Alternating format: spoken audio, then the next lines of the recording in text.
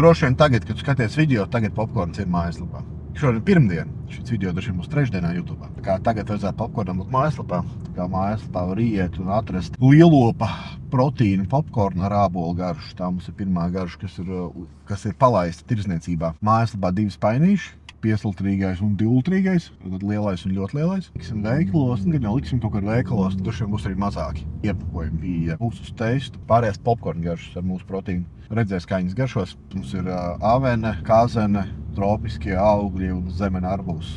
Jāapstās, kā viņas garšos, vai viņas arī būs garšīgas. Un šobrīd arī no ražotnes es pasūtīju 100 kg ar proteīnu bez garšas.